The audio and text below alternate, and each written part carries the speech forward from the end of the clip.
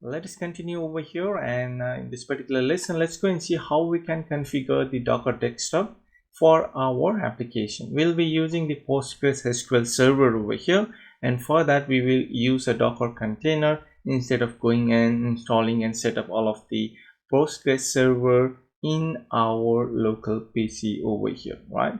So let's go and get started over here. First thing that you need to do is you need to go to this particular website, or just Google search for the Docker desktop over here and come to this particular website over here, and you can just hover over to this particular button over here, and you will see the list of the available downloads over here. Depending on your own OS, make sure to download the correct one from here and go and install it. And I hope you know how to install the application in your own OS.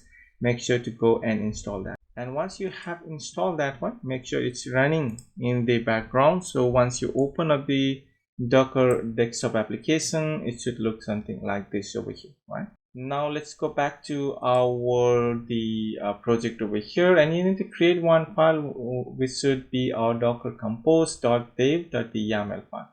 You may create your own file name, that doesn't matter, but I basically create a docker compose. That should be the file name, and I have added the dev because this is just for the development and I don't want to use it for the production for. And once you have this particular file, then the file type should be of the YAML file, YAML over here.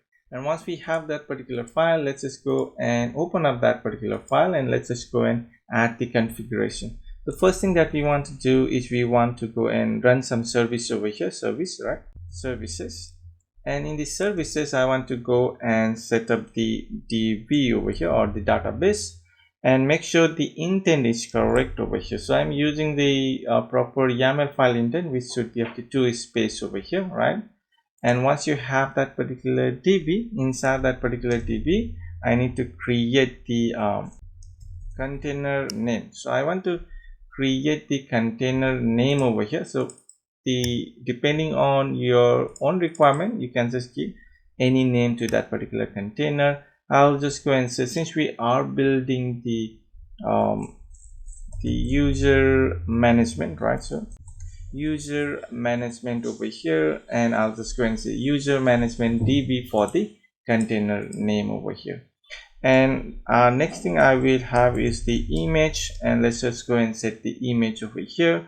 Image will be of the Postgres POSTGRES, I guess, Postgres, and then that will be of the Postgres latest, or you can just give a version name over here, and you can just find this Postgres latest in the Docker Hub, right? So if we open up the Docker Hub over here, let us open the Docker Hub over here, and in the Docker Hub, what you can do is you can just go and search for the Postgres over here, and just go and hit the enter.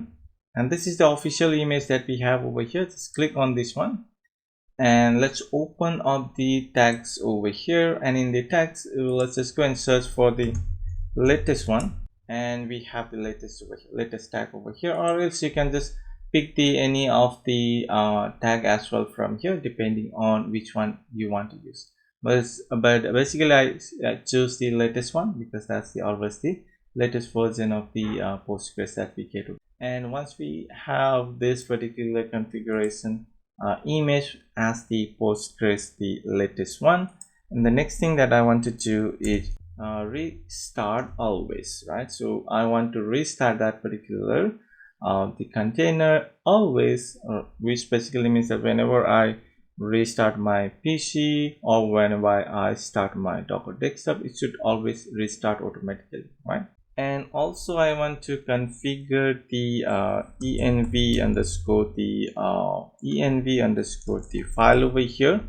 I want to provide some env configuration, so that will be of this particular file that I have, and I'll just go and provide it .env. If you have a different name, and make sure to provide that particular over here. And let's go and set up now the environment over here, right? So let's just go and set up the environment. The environment, I'll just go and make use of the Postgres over here. Let's just go and remove this one. I don't need that one for now, so let's just go and remove that. and over here I'll add the Postgres user, right? And I'll add the Postgres user. Next will be of the Postgres, not the user. Okay, so user, password, and then the database. And this one should come from this particular env configuration that we have defined. So we don't want to hard code any of those, because this file we want to later publish it to the Git. That's why we don't want to hard code the user and the information in this particular file. So that may be a security risk, right? Somebody knows your database user and then the password and all of this information. And for that I'm going to use this particular configuration file, env file over here. So let's just go and add this one over here. That will be, it's going to pick up from the user db from the env file that we will be providing once it's going to run over here. db name, db password, right? And then we have the, I guess, the db host over here, or the db name over there. So let's just go and provide that one over here. All right, so that should be good. And let's just go and provide the port as well over here. So I can also go and set up the port over here, right? So whatever port that you provided over here, I guess we have already set up the 5436. So we have the two port over here. One is the db port that we have defined in our .env configuration. This is our default port or the custom port for our environment, and this is the default port that's the SQL server or the PostgreSQL server make use of.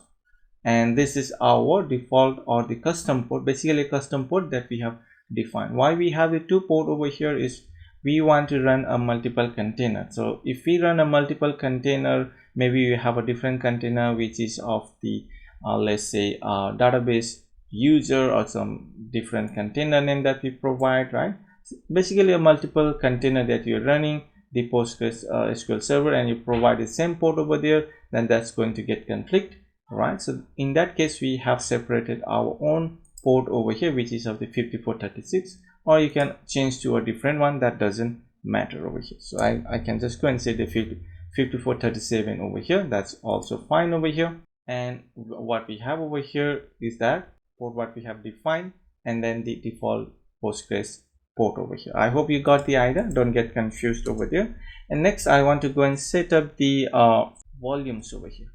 And for the volumes, let's go down over here, and here I'm going to create the volumes over here. And for the volumes I'm going to add the name for this one. Let's say something like the Postgres data, and for the Postgres data for the db name over here. So let's just go and provide the db name, whatever we have provided over here, right? The db name for this volume. And why we have the volume over here is because we want to persist the data, right? In case you reset the container but you didn't delete that particular volume, it's going to make use of the same volume, and you have your previously saved data over here. Otherwise, if you don't provide the volume over here, then that's going to, once you delete or reset your container, it's going to delete all of the data as well. So if you want to clear the data, you have to delete the container as well as the volume over here. So we want to save the data persistently over here in case we have to reset the container. In some cases we need to reset that, right? But we don't want to delete all of our data. So let's just go and add that to over here. The volume will be of our, let's keep the Postgres data that we have, and then the name, so it should match whatever we have provided over here, right? This is the one that we have provided over here, and it's going to store in that particular the directory over here. This should be pretty good for us to now to run our PostgreSQL using this particular Docker compose file over here. So let's just go and run it, and let's try to set it up. And now I have added one command over here to run our Docker environment over here, Docker compose. To run this particular command, make sure you have the Docker command is able to run. So just go and run the Docker over here, and you should see some of the command that's going to pop up over here. Basically, if you have installed the Docker desktop, you should be able to run this particular command. just copy this particular command from here, which is to docker compose. F means force, right? So docker compose F, force that particular file. Instead of using the default docker compose, we want to force it to use a separate file, which is of this particular file over here. And we also want to provide the environment file that we are going to use, which is of this particular .env file, and we want to up that particular container and run it in our detached mode over here. Just copy this particular command over here, and let's just go and try to run this particular. And here I guess we got some error over here, volume property. Okay, so we are unable to attach that particular volume over here by the volume name.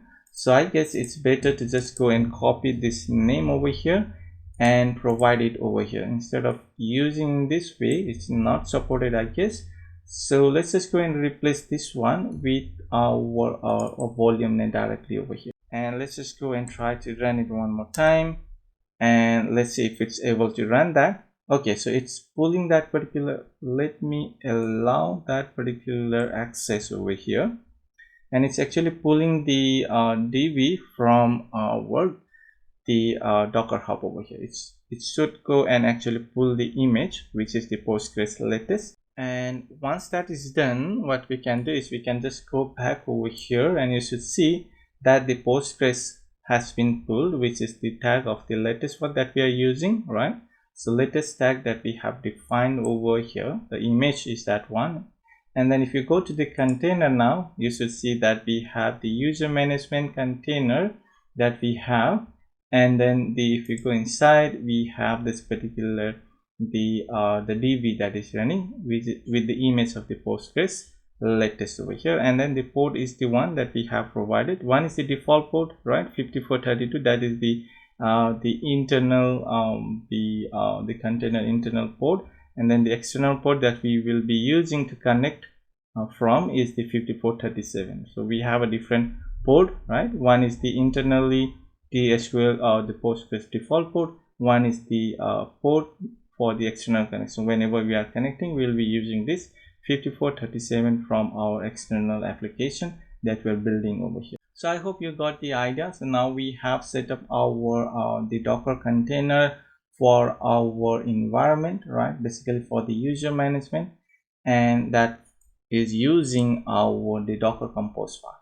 So you just need to run it one time, right? If you have set up the restart over here, restart always, whenever you restart your application or the Docker desktop or even your the PC, and if the Docker desktop is to run in your startup, right, it will automatically go and run our container. And if it's not running, you can just go and run that particular command that we have defined over here, and that's it, going to start for you everything. So you don't have to worry. And I guess that's all over here. So we have successfully set up the PostgreSQL. The server is running. Now we just need to connect everything over here, or to connect the dot that we have created, right? So we have the database set up over here. We just need to connect it to our server that is actually running over here in the Docker.